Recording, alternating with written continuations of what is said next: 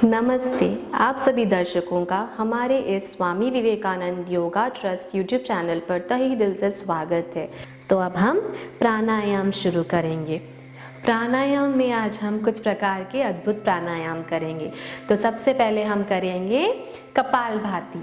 कपालभाति के लिए हम बैठेंगे किसी भी आसन में जो आपको कंफर्टेबल होगा। आपकी रीढ़ की हड्डी सीधी होनी चाहिए, चेहरे पर हल्की सी मुस्कान, थोड़ी सामने की तरफ, दोनों हाथ इस तरह खुले हुए महामुद्रा में। आंखें बंद करें, एक लंबी गहरी सांस लें और छोड़ दें। कपालभाति में हम एक्टिव एक्सहेलेशन करते हैं एंड पैसिव इनहेलेशन करते हैं इस तरह से। ब्रीथ इन,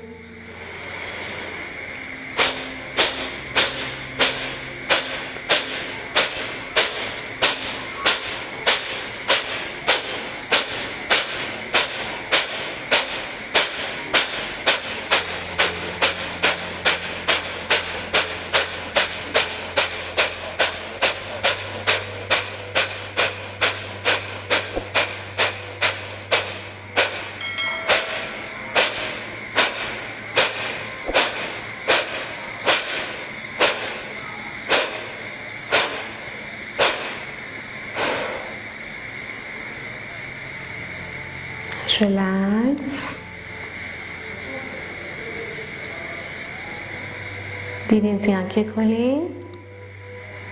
जब भी हम कपालभाति करते हैं हमें एक चीज़ ध्यान में रखनी है कि हमें सांस लेनी है और छोड़नी हमारे पेट से है, जिससे हमारे पेट का मूवमेंट होगा, हमारे शोल्डर्स का नहीं।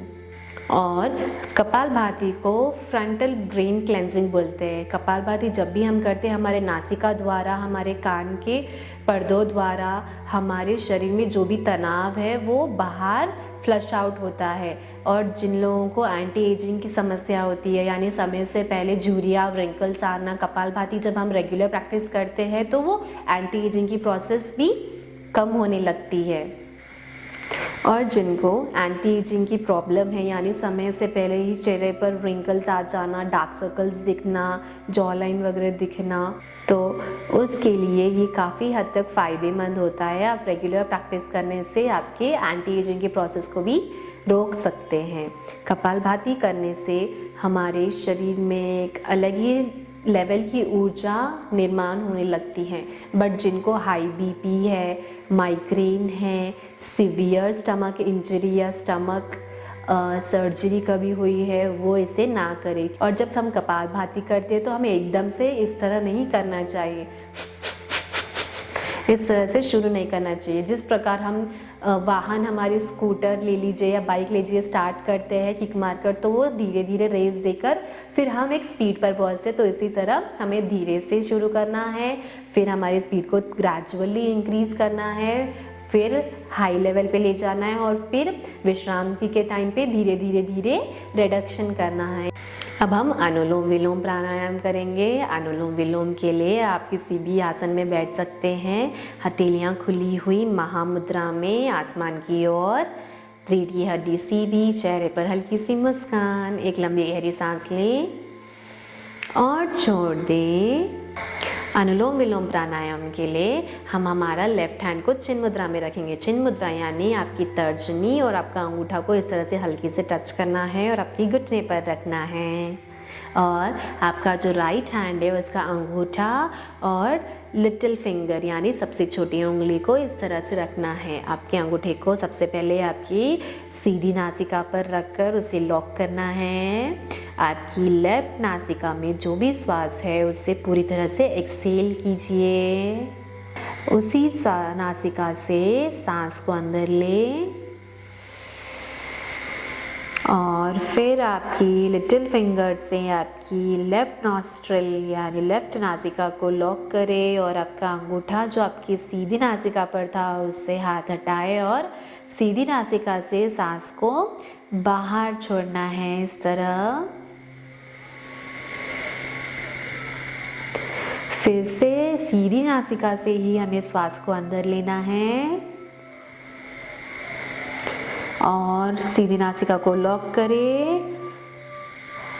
लेफ्ट नॉस्ट्रल से सांस को बाहर छोड़े।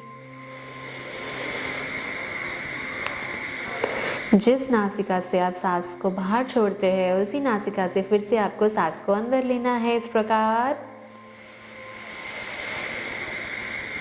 लेफ्ट नॉस्ट्रल को लॉक करें, राइट नॉस्ट्रल से सांस को बाहर छोड़ें। ये प्रक्रिया आपको जितनी धीमे यानी जितनी धीरे कर सके उतना फायदेमंद रहेगा। फिर से inhale from the right nostril, close the right nostril passage. Left nostril से एक्सहेल करें। लेफ्ट नासिका से श्वास लें, राइट नॉस्ट्रल से छोड़ें। इसी तरह आपको कम से कम 5 से 10 मिनट हर रोज करना है।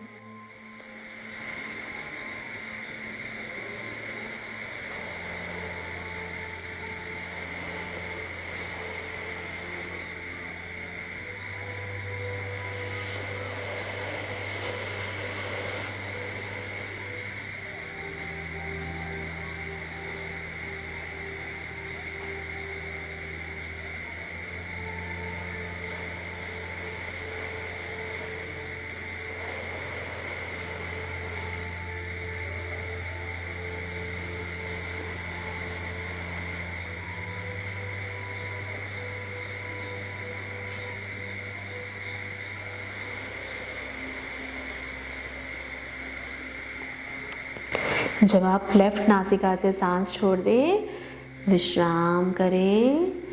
दोनों हथेलियां फिर से आसमान की ओर खुली हुई, चेहरे पर वही मुस्कान बनाए रखें। नॉर्मल ब्रीथिंग करते रहें। धीरे से आंखें खोलें। जब भी आप अनुलोम विलोम प्राणायाम करते हैं तो एक बात ध्यान देनी चाहिए हमें कि हम जितनी देर तक सांस छोड़ते हैं उतनी ही देर तक हमें फिर से दूसरी नासिका से सांस लेनी है। यानी जैसे बिगिनर्स है तो आप कम से कम 4 सेकंड तक सांस लें और 4 सेकंड तक श्वास को फिर से बाहर छोड़ें। जैसे जैसे आप रेगुलर प्रैक्टिस करते रहते तो आप आपकी श्वास को 20 सेकंड्स तक सांस ले सकते हैं और 20 सेकंड्स तक सांस को एक्सेल भी कर सकते हैं। कोई भी प्राणायाम और आसन ले लीजिए आप, उसे आप खाली पेट करेंगे और सुबह के समय पे करेंगे तो उसका आपके शरीर पर प्रभाव बहुत ही अद्भुत होगा। अनुलोम विलोम प्राणायाम करने से हमारे शरीर में जो पॉजिटिव वाइब्स है वो डेवलप होती है, ऑक्सीजन लेवल इम्प्रूव होता है। जिनको सर्दी की, अस्थमा की हमेशा शिकायत रहती है, रेगुलर प्रैक्टिस से उनकी ये शिकायत बहुत जल्द दूर हो सकती है और हमारे स्किन का ग्लो है वो इम्प्रूव होता है। अनुलोम विलोम से स्ट्रेस रिलीज़ होता है हमारे शरीर से, हमारे नासिका की श्वास प्रक्रिया द्वारा। इसे आप दिन में कम से कम 5 से 10 मिनट कभी भी कर सकते हैं। अब बारी है हमारे प्राणायाम की, जो है भ्रामरी प्राणायाम। भ्रामर यानी हनी। तो हमें इस प्राणायाम में जिस तरह मधुमक्खी आवाज़ निकालती है अपने छत्ते के पास, उसी तरह से करना है। उसके लिए आप कोई भी आसन में बैठ सकते हैं। फिर से हथेलियाँ आसमान की ओर खोली, रीढ़ की हड्डी सीधी, चेहरे पर हल्की सी मुस्कान। अब आपके हाथों को इस तरह से आपके चेहरे के ऊपर लाना है। आंखें बंद कीजिए। आपकी मिडिल फिंगर और रिंग फिंगर को पलकों पर इस तरह से रखें। आपकी तर्जनी इंडेक्स फिंगर को इस तरह माथे पर रख सकते हैं और आपकी लिटिल फिंगर को आपकी जॉ के पास इस प्रकार रखें और आपका अंगूठा जो है वो कान के ईयर लॉब्स पर्दे के साइड में इस तरह से हल्के प्रेशर के साथ दबाते हुए रखना है। हर चेहरे पर हल्की मुस्कान रखें और जिस तरह मधुमक्खी आवाज़ करती है हमें उस तरह से आवाज़ करनी है। ब्रीथ इन,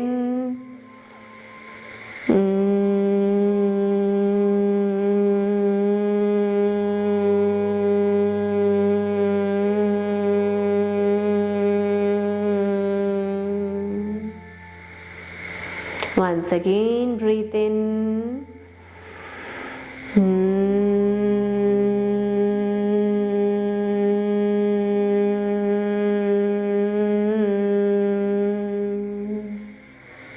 एक और एक बार श्वास लें।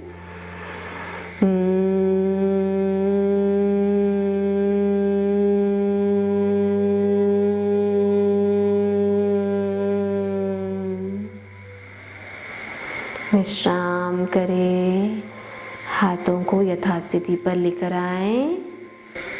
आपके शरीर में जो आपको अनुभूति हो रही है उस पर ध्यान दें। आपके कानों में कुछ प्रकार की झंझनाहट होगी, उस पर ध्यान ले जाएं। भ्रामरी प्राणायाम करने से सबसे अद्भुत फ़ायदा ये है कि हमारा कंसंट्रेशन लेवल इम्प्रूव होता है। स्पेशली अगर जब बच्चों को ये प्राणायाम कराया जाए तो उनको पढ़ाई में काफ़ी हद तक मदद मिलती है और हमारे शरीर में जो भी फ्रस्ट्रेशन है या गुस्सा है, तनाव है, वो इस प्राणायाम के थ्रू शरीर के बाहर निकल जाता है। सो आज से ही आप इस वीडियो के माध्यम से घर पर ही बैठकर 1 घंटा निरंतर प्राणायाम करने का, ध्यान करने का, आसन, सूर्य नमस्कार, सूक्ष्म व्यायाम सब करने का प्रण लीजिए और स्वस्थ रहिए, खुश रहिए। हमारा वीडियो को देखिएगा ज़रूर, लाइक और सब्सक्राइब कीजिएगा। धन्यवाद। नमस्ते।